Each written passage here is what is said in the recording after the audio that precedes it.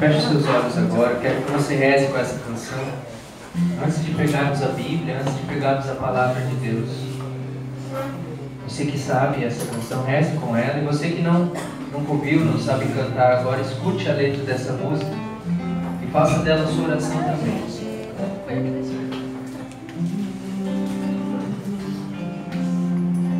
Eu não tiro os meus olhos de ti. Eu não tiro os meus olhos de ti, para que eu não me perca em mim. Eu não tiro os meus olhos de ti. Eu não tiro os meus olhos de ti, Para que eu não me perca em mim. para que eu não me perca em mim. Eu sou um desejo eterno de Deus que hoje existe. Eu sou um desejo. Eu sou um desejo eterno de Deus que hoje existe. Eu existo. Eu existo. Qual o melhor lugar? Qual o melhor lugar onde eu possa estar? Qual o melhor lugar onde eu possa estar? Unido a ti, unido a ti, unido a ti. Queira isso. Unido a ti. Deseja estar unido a Deus nessa manhã. Unido a ti. Unido a ti. Unido a ti. Unido a ti. Vamos cantar mais uma vez. Reza isso. Eu não tiro os meus olhos de ti. Eu não tiro os meus olhos de ti, para que eu não me perca em mim. Para que eu não me perca em mim. Eu não tiro os meus olhos de ti, para que eu não me perca. Para que eu não me perca. Cante com fé. Eu sou um desejo. Eu sou um desejo eterno de Deus. Que hoje existe. Que hoje existe. Eu sou um desejo eterno de Deus. Eu sou um desejo eterno de Deus que hoje existe. Eu existo. Eu existo. Eu pergunto a você: qual o melhor lugar? Qual o melhor lugar onde eu possa estar? Qual o melhor lugar onde eu possa estar? Bem suave, responda agora, unido. Põe a mão no coração. Peça para Deus essa graça. A graça de estar unido a Ele. Unido a Jesus. Unido a Ti. Unido a Ti. Unido a Ti. Você pode abrir os seus olhos. E eu pergunto a você, meu irmão, minha irmã, que está participando deste seminário, neste domingo maravilhoso. É seu desejo estar unido a Jesus, sim ou não? Sim! É realmente para você o melhor lugar estar unido a Deus, sim ou não? Sim! E eu tenho certeza que, como eu, você já esteve em muitos outros lugares. Você já tirou os olhos de Deus muitas vezes da sua vida, sim ou não? Sim! E quando nós tiramos os olhos de Deus, é exatamente o que cantamos. Nós nos perdemos em nós. Nós fomos criados à imagem e semelhança de Deus. É o que diz a palavra de Deus. Foi o que nós ouvimos na semana passada. Deus, o puro amor. Deus que é amor. Não se contendo de tanto amor, explodiu de amor e criou a mim e a você. Desde antes da nossa existência, antes que os nossos pais sonhassem conosco, Deus nos desejou. É um desejo eterno, é de antes da nossa existência e vai perdurar para todo sempre.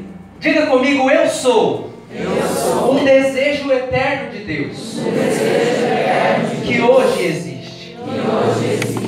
Eu tenho certeza que na semana passada Deus realizou muitas curas e libertações no nosso meio em relação a isso. E eu sei, ainda existem muitas coisas para serem curadas, mas eu sei que agora, depois do domingo passado, nessa semana, meditando o amor de Deus na palavra, em cada dia, em cada tarefinha, você enxergou esta verdade. Deus nos ama, Deus nos deseja, Deus tem um grande sonho para nós, sim ou não? Sim! Olha para o irmão que está do seu lado, dá um sorriso e fala: você é um desejo eterno. Este desejo eterno aqui, ó, que vocês estão vendo, se chama Jonas. Alguns que não me conhecem, eu sou o filho do Serginho, da Nilda, esposo da Carol, pai da Esther, né? Tudo isso. Sirvo no Ministério de Música Dogma, no Ministério da Palavra, no grupo de oração Nossa Senhora do Carmo, todas as terças-feiras. E hoje Deus me chama para nós partilharmos a palavra de Deus. Com esse tema eu brincava, né, que quando foi distribuído os temas para os pregadores, para cada pregador foi dado o tema que ele é especialista. Então, por exemplo, a semana passada a tia Rosinha, ela é especialista em falar do amor de Deus. E foi uma bênção, não foi? Pois o tema que eu sou especialista é o pecado. E quem não é? Mas eu falei isso brincando e durante a semana, me preparando, né? Eu acabei tendo que fazer a tarefinha dessa semana antes para me preparar para a pregação. E eu vi que na verdade eu não sou especialista nada em pecado, porque se eu fosse eu não estava mais pecando. Se nós conhecêssemos a natureza do pecado, se nós entendêssemos realmente como funciona o pecado, nós não pecaríamos. E é uma artimanha do inimigo exatamente essa. Nós não sabemos sobre o pecado. E é por isso que o segundo tema, você pode pensar assim: nossa, mas falar sobre o pecado, tem tanta coisa boa de Deus para falar no seminário divino, nós vamos falar sobre o pecado logo no segundo dia. Meu irmão, é extremamente importante. Agora que você se sabe amado por Deus, agora que você crê no amor de Deus, você saber que existem muitas estratégias para que nós saiamos da união com Deus, para que nós entremos em pecado. Se você está entendendo o que eu estou dizendo, balança a cabeça só para eu saber. Amém. Glória a Deus. A maioria está entendendo. Tem uns que ainda estão meio dormindo, né? Pegue comigo a sua Bíblia na primeira carta de São João, capítulo 1. Primeira carta de São João, lá no finalzinho da Bíblia. É mais fácil você voltar do Apocalipse para trás do que ir do Gênesis para lá. Então vai lá no Apocalipse e vai voltando, você vai chegar na primeira carta de São João. O que ela falou? Capítulo 1, e nós vamos ler dos versículos 8 até o 10. Primeira carta de São João, capítulo 1, do 8 ao 10. Pai, você vai me avisando aí do horário. Aí, quantos? Já estou. Ah, tá. Você me levantou 5, eu falei, já falta só 5? Já falei tudo isso, nem percebi. Primeira carta de João, capítulo 1, do 8 ao 10. Eu peço que você leia junto comigo, lá no versículo 8. Vamos ler juntos? Se dizemos que não temos pecado, enganamo-nos a nós mesmos, e a verdade não está em nós. Se reconhecemos os nossos pecados, Deus aí está, fiel e justo para perdoar os pecados e para nos purificar de toda iniquidade. Se pensamos não ter pecado, nós o declaramos mentiroso e a sua palavra não está. Palavras do Senhor. Aplauda a palavra do Senhor para nós. Se dizemos que não temos pecado, enganamos-nos a nós mesmos. Nós não vamos pecar, mas tem uma outra passagem de uma das cartas de São Paulo que diz assim: com efeito, todos pecamos e todos estamos privados da glória de Deus. E é importante, meu irmão, é por isso que este segundo tema está aqui também. Além de conhecermos a estratégia do pecado, é importante que nós nos reconheçamos pecadores para então nos reconciliarmos com Deus. O objetivo de hoje é gerar em nós, o objetivo deste tema é gerar em nosso coração uma verdadeira contrição. O que significa contrição? É arrependimento. Repita comigo, contrição. Arrependimento. Significa arrependimento. Arrependimento. Dá um tapinha no quem está do lado aí e fala assim, se arrepende, meu irmão.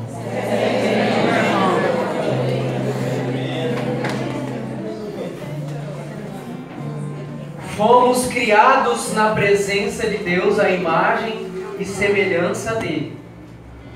Pai, Filho e Espírito Santo viviam em comunhão dentro de si mesmo. E de tanto amor, de tanto amor, de tanto amor, Deus criou.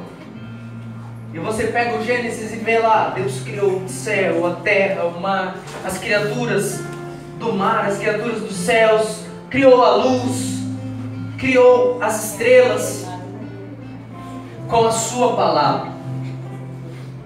E a palavra de Deus diz que com as suas mãos Deus criou o homem do barro, sopra o sopro da vida nas suas narinas.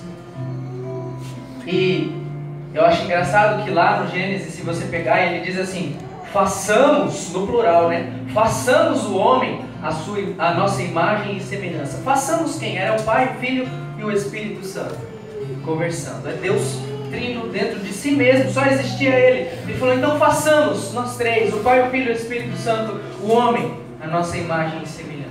Então Deus criou o homem, a sua imagem e semelhança.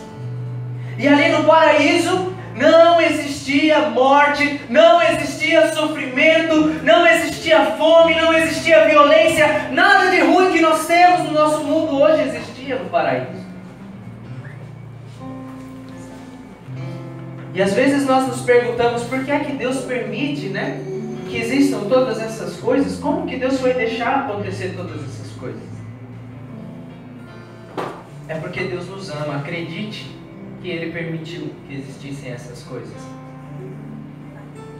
Eu pergunto a você se você acredita em amor sem liberdade. Quem acredita em amor sem liberdade aí, levanta a mão. Não existe amor sem liberdade. Se você obriga o outro a te amar, não é amor, né? Se você quer obrigar a pessoa a te amar, não é amor. Ou se você ama obrigado também, não existe amor obrigado. É uma característica, e quando eu, recém-casado, tenho 1 ano só de casado, quando nós nos preparamos para o matrimônio, eu e minha esposa lemos alguns livros, meditamos o que o catecismo fala sobre o matrimônio. E lá diz assim, que para o matrimônio ser verdadeiro, para o amor ser verdadeiro dentro do matrimônio, ele precisa ser livre. Livre. Olha para a pessoa que está do seu lado, nos olhos dela, e fala assim, Deus te fez livre. Deus te fez livre. E esta liberdade, meus irmãos, é uma graça de Deus para nós. É uma bênção ser livre, sim ou não? Sim. Ora, ninguém gosta de estar preso. Ninguém gosta de estar preso. Portanto, Deus nos fez livres para o nosso bem. E Ele que é livre, Ele é o Senhor de todas as coisas e é livre, se nos fez a sua imagem e semelhança, não poderia nos fazer diferentes, também nos fez livres como Ele. E livres para amar. A carta de São Paulo aos Gálatas, capítulo 5, versículo 1 diz isso. Deus, foi para a liberdade que Cristo nos libertou. Foi para vivermos o amor inteiro, completo. E a nossa primeira vocação é amar a Deus sobre todas as coisas. Não é isso que diz o primeiro mandamento, sim ou não? Sim. Amar a Deus sobre todas as coisas. E Deus não quis que nós o amássemos obrigado. E eu confesso a vocês, irmãos, que muitas vezes eu pedi a Deus que tirasse a minha liberdade. Porque seria tão mais fácil se Deus nos obrigasse a ser fiéis, na verdade, se nós não tivéssemos escolha. Mas aí não seria amor. Coloca a mão no seu coração assim e fala comigo, Deus quer ser amado. Deus quer ser amado. Assim como Ele me ama. assim como ele me ama. E por isso ele me fez livre. Por isso ele me fez livre. Livre para amar. Livre para amar. Mas meu irmão, minha irmã, nós, seduzidos pelo demônio, seduzidos pelo inimigo, transformamos a liberdade, que é um dom, que é uma graça de Deus que foi nos dado para que pudéssemos amar intensamente e com sinceridade de coração, usamos essa liberdade para nos prender. Parece algo ilógico, parece uma burrice, né? Falando bem claramente, parece uma burrice. Deus te faz livre e você vai lá e se aprisiona. Mas nós fomos seduzidos. Pega comigo aí o Gênesis, capítulo 3. Você que já leu essa passagem muitas e muitas vezes, peça que Deus te fale novamente agora o coração. Nós vamos ler do versículo 1 até... Deixa eu ver aqui. O 7.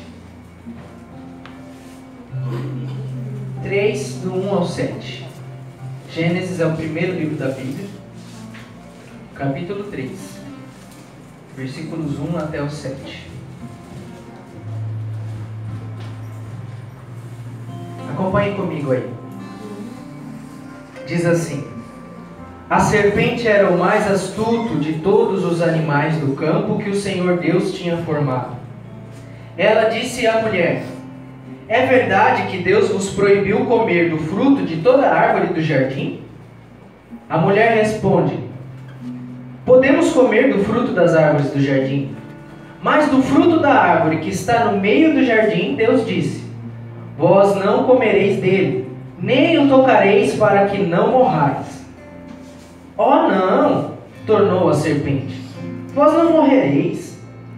Mas Deus bem sabe que no dia em que dele comerdes, vossos olhos se abrirão, e sereis como deuses, conhecedores do bem e do mal.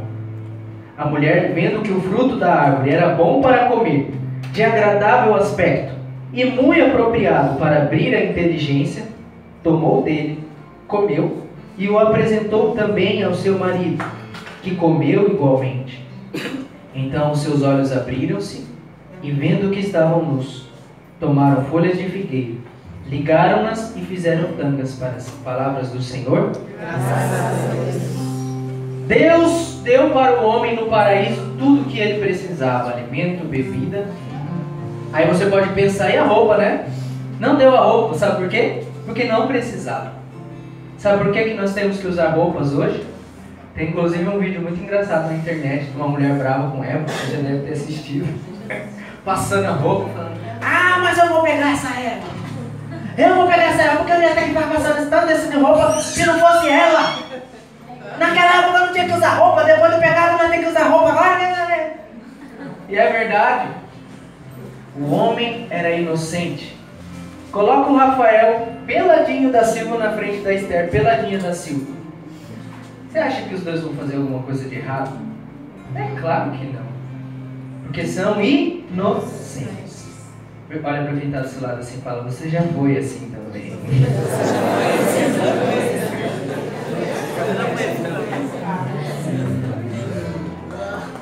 Deus criou o homem inocente.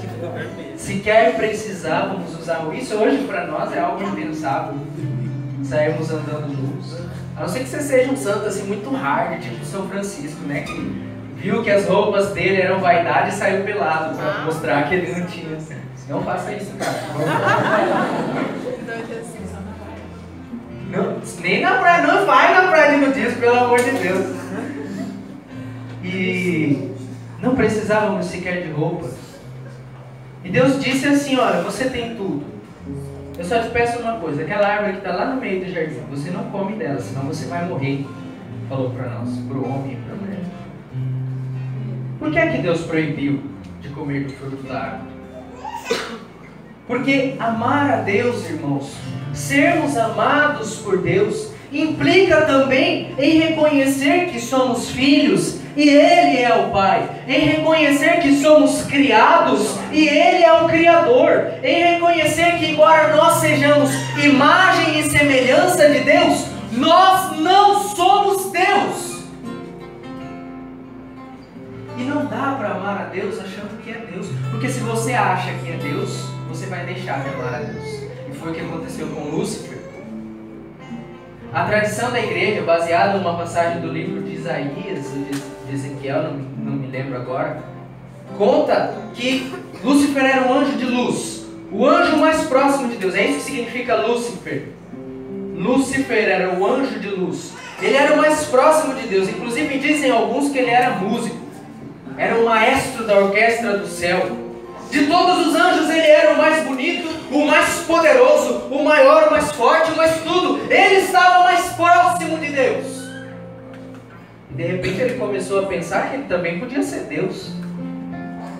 E quando, irmão, a gente pensa que nós somos deuses da nossa vida, nós não conseguimos amar a Deus. É o que diz a palavra: não podeis servir a dois senhores. Deus é Deus, eu sou adorador, eu sou filho, eu sou criatura, eu não sou Deus. Deus é Deus. Diga comigo: Deus é Deus. Deus é Deus. E eu sou sua imagem e semelhança. E eu sou sua imagem e semelhança. Mas sou seu filho. Mas sou seu filho. E nunca serei Deus. E nunca serei Deus. Lúcifer caiu na tentação de querer ser Deus, e pior do que isso, começou a espalhar lá entre os anjos uma história de que eles iam fazer uma revolução. Falar o seguinte: nós vamos fazer o impeachment de Deus. Lúcifer começou a falar que ia ter o impeachment de Deus e começou a, igual o pessoal faz lá no Congresso, começou a comprar os votos. Foi comprando um anjinho de cá, um anjinho de lá, e eles falaram: é verdade, nós pode ser igual a Deus mesmo, então vamos. Foi juntando, foi juntando. Quando essa conversa chegou no ouvido de um anjinho pequeno, porque a gente pensa, tem um santo, eu esqueci agora o nome, o doutor Angélico, que escreveu sobre a hierarquia dos anjos, querubins, serafins, tal, que fala que os arcanjos, na verdade, eles não são. A gente pensa arcanjo é um anjo poderoso, não. Na verdade, os arcanjos são uma classe baixa, acho que é a terceira classe. Depois, em serafim e querubim são os mais altos, mais perto de Deus. Um arcanjo que era uma classe baixa, de repente escutou essa história. E aí, que história que é essa de impeachment de Deus? E começaram a falar que podia ser Deus. E esse anjo, tão apaixonado, amar a Deus, que amava tanto a Deus, escutou aquela história. E eu não sei se aconteceu já com você, de você ouvir alguém falar mal de alguém que você gosta. Já aconteceu isso? Ah, meu filho, não fala mal de quem eu gosto, não. E esse anjo escutou falar mal de Deus. A pessoa, o ser que ele mais amava era Deus. Ora, ele era criatura de Deus. Ele escutou aquilo, e de tanto amor de Deus ele soltou um grito de amor, um grito tão poderoso que quando ele gritou, Lúcifer e todos os anjos foram expulsos do céu. E aquele anjo ouviu falar que poderia ser como Deus e gritou assim: quem como Deus? Ninguém como Deus. Miguel é o nome desse anjo. Miguel significa isso, quem como Deus. Ele ouviu essa história e falou: quem como Deus? Ninguém como Deus. E o amor dele ao gritar isso foi tão grande que instantaneamente Lúcifer e os anjos foram expulsos do céu e se tornaram demônios e começaram a criar um reino para se vingar de Deus.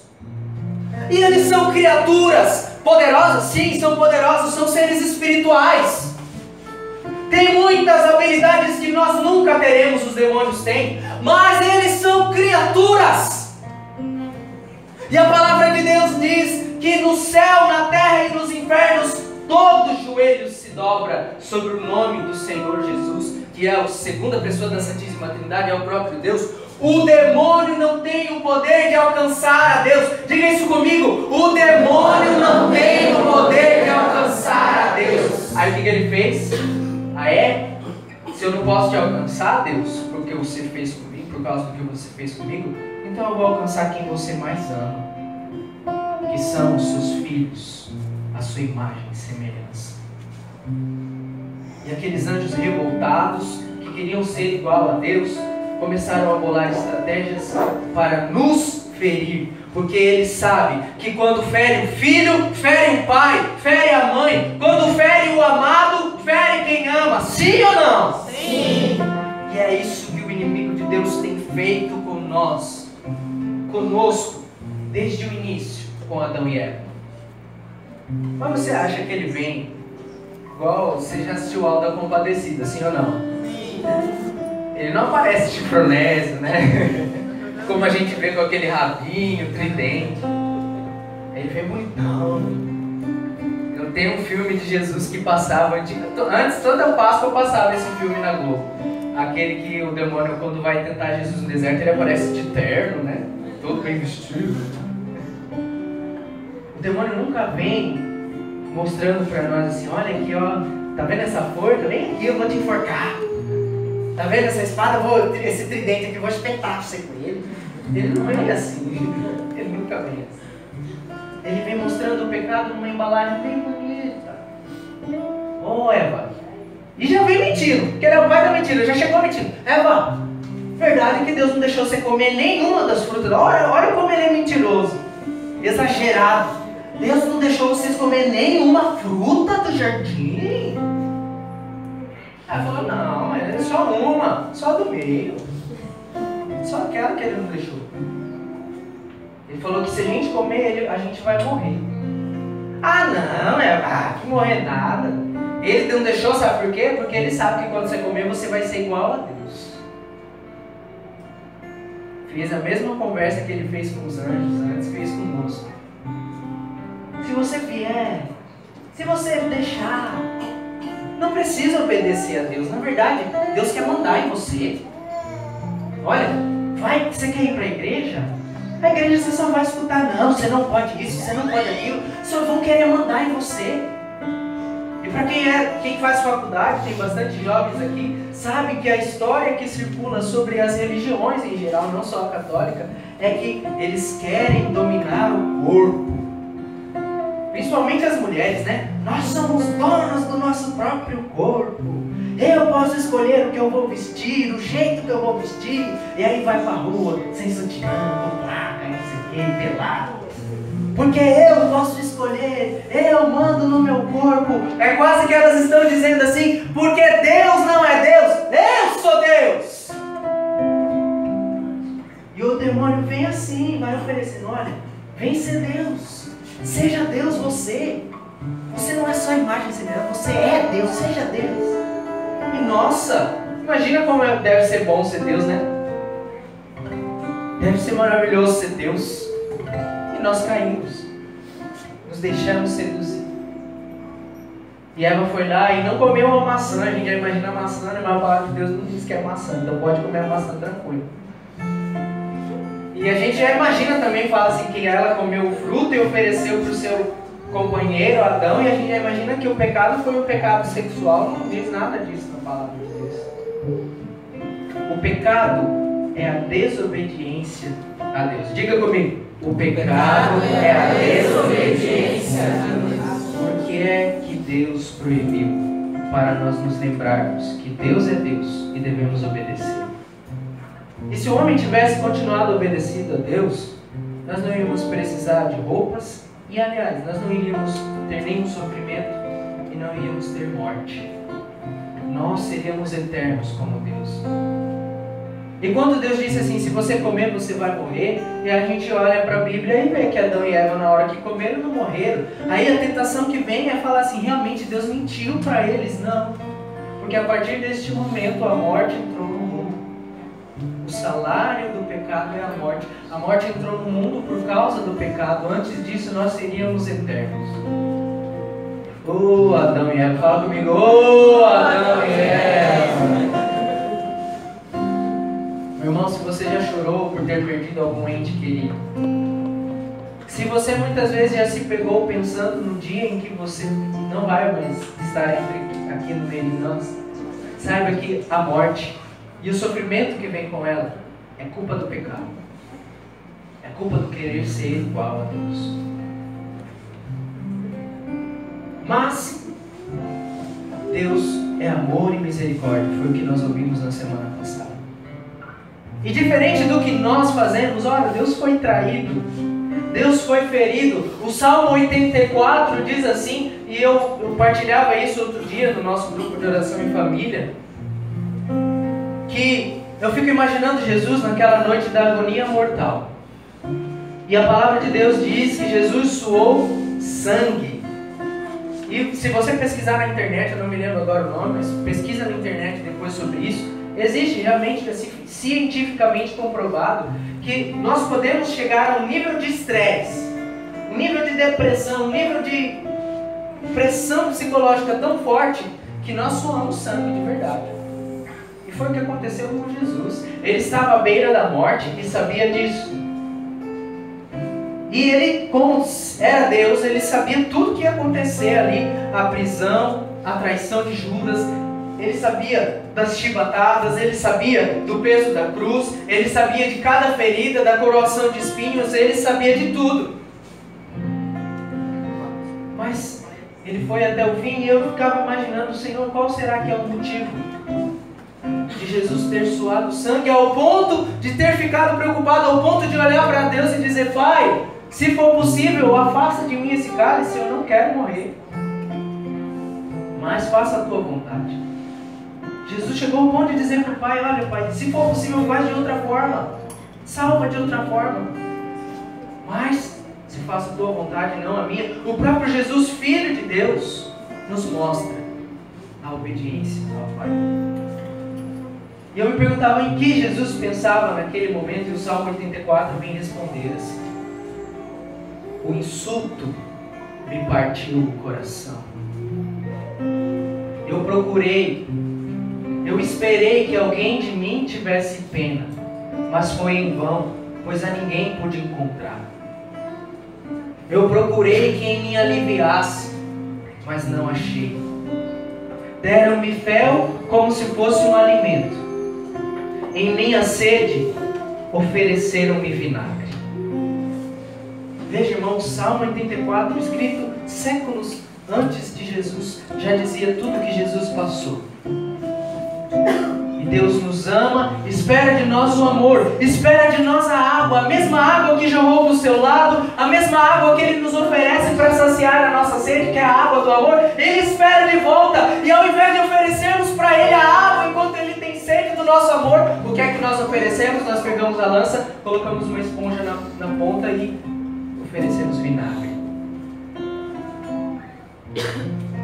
O que fez Jesus chorar, o que faz Deus se entristecer, o que corta o coração de Deus, mais do que a cruz, mais do que as chibatadas, do que toda a dor, do que a própria morte, é a minha e a sua traição. Mas diferente de nós, que quando somos traídos, largamos a pessoa, né? A pessoa nos trai, a gente, não quero mais saber, foge, sai. Deus insistiu. E na história da salvação nós vemos isso. Com Moisés sobe no monte, pede a misericórdia de Deus. Aliás, antes mesmo, a iniciativa de Deus escolhe Moisés para tirar o povo da escravidão. E para nós essa escravidão é uma escravidão simbólica, é a escravidão do pecado. Por quê? Vou até pegar aqui para ler para você, para não citar errado. João 8,34, olha só como diz Jesus: em verdade vos digo, todo homem que se entrega ao pecado é seu escravo. Aí Deus manda Moisés para nos libertar da escravidão. E como é que Ele faz isso? Ele nos dá os mandamentos. E a gente pensa que os mandamentos são um monte de proibições. Não façais isso, não façais aquilo, não façais isso. Tudo é não posso, eu não posso. E você pensa, eu não sou mais livre. Mas na verdade, dentro de nós, quando você erra, quando você peca, você não sabe que você está fazendo errado. No fundo, por mais que na hora seja bom, seja gostoso, prazeroso, você sabe que você está fazendo errado. Porque dentro de nós somos imagem e semelhança de Deus. E está a lei natural de Deus. Mas o pecado, de tanto que a gente peca, a gente se torna escravo e acaba esquecendo dessa lei. E aí, para nos lembrar, Deus dá os mandamentos. Ame a Deus sobre todas as coisas. Ame ao próximo como a ti mesmo. É como resume Jesus. Não mate, não roube. Não fale mal dos outros, não diga mentiras. Não deseje a mulher do próximo, não deseje as coisas alheias. Não diga o santo nome de Deus em vão. Guarde os domingos e as festas. E se você passar a enxergar isso como um passo a passo para o amor a Deus, meu irmão, você se tornará livre. E mesmo depois de receber os mandamentos, o homem continua traindo a Deus com o pecado, e Deus não desiste e manda os profetas. E os profetas vêm como Jonas. Deus fala para ele, vai até Nínive, e fala que se eles não se converterem, em 40 dias eu vou destruir aquela cidade. E aí Jonas foge. Porque fala, eu não vou falar isso, todo mundo vai jogar pedra, ninguém vai me matar. Mas ele vai, Deus dá um jeito lá, faz o peixe engolir ele, vomita ele, acaba indo, né? Nem na mar, vai. Aí ele, é que eu vou? Então tomara também que esse povo acaba e destrói essa cidade. Aí ele sai falando, se vocês não se converter, Deus vai destruir essa cidade. Se vocês não mudar de vida, Deus vai destruir essa cidade. Aí ele pega, sobe num lugar alto e fica lá olhando. Quero ver agora. Vou tudo queimar no inferno esse povo. Aí, pra surpresa de Jonas, o rei vai lá, se veste de cinza, manda todo mundo fazer jejum, se vestir de cinza, se vestir de saco. E a cidade se converte. Aí Jonas fica bravo. Como assim? Deus não mandou falar um negócio, agora eu vou ficar como um mentiroso. Deus não desiste. Pode que a cidade inteira, que o mundo inteiro esteja em pecado. Se um for fiel, Deus vai continuar fiel, vai continuar amando. Bate no peito e diga, Senhor, que seja eu esse homem. Quando não restar mais ninguém, que reste eu, Jesus. E a tacada final, Jesus morre na cruz. O salário do pecado é a morte, nós criamos uma dívida. E para pagar essa dívida, não bastava que Deus, em sua divindade, em sua natureza divina, Ele pagasse. Porque quem contraiu a dívida foi a natureza humana, fomos nós. Então o que é que Deus faz? Deus se torna um homem. E ao se tornar ao mesmo tempo homem e ao mesmo tempo Deus, Ele paga a dívida que eu e você cumprimos. E aí você pode dizer, mas e agora? O que nós vamos fazer? Quantas vezes eu pequei? Quantas vezes? E eu preciso dizer, irmãos, eu sei que você já ouviu isso muitas vezes. Eu sei que você já sabe disso, mas eu preciso dizer de novo. O pecado não é só os pecados mortais, matar e roubar. E você pode dizer, mas eu sou uma pessoa boa. Foi a primeira passagem que nós lemos. Se dizemos não ter pecado, nós estamos mentindo. Quais são os meus e os seus pecados? Nós, às vezes, nas pequenas coisas, é como dizemos no ato penitencial, por pensamentos, por palavras, por atos e omissões, por nossa culpa, falamos mal do outro, pensamos mal do outro, fazemos o mal a nós mesmos quando nos entregamos aos vícios. Eu preciso dizer, irmão, a bebida alcoólica tem destruído famílias, tem destruído casamentos, tem destruído o relacionamento com Deus. As drogas têm feito isso. E a bebida alcoólica é uma droga lícita, mas é uma droga. O álcool é uma droga. O adultério.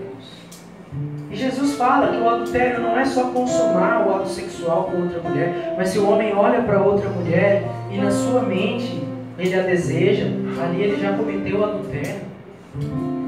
E como nós homens pecamos com os olhos. E dizemos, mas a criação de Deus, ainda tem cara que pode falar isso. Olha como Deus criou a coisa perfeita.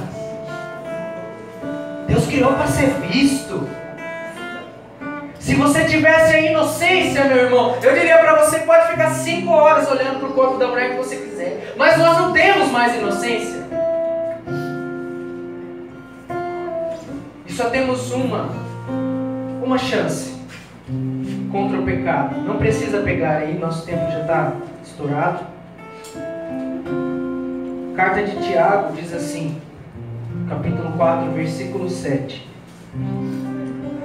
Sede submissos a Deus, resisti ao demônio, e ele fugirá para longe de vós.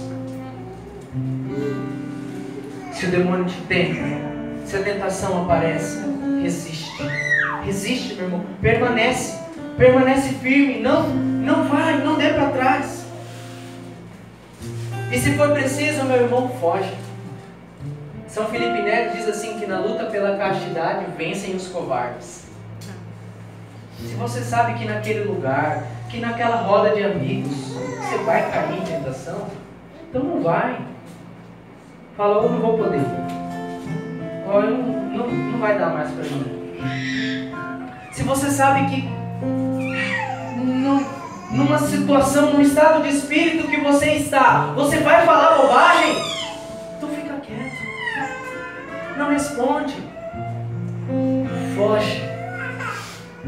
Foge do pecado. Nós precisamos hoje tomar essa decisão.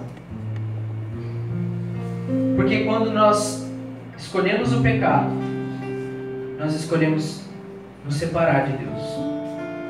Quando nós escolhemos o pecado, nós deixamos Deus de lado.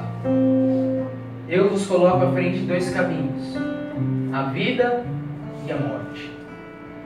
Qual você escolhe? A vida. E a vida está em Deus, está no amor a Deus.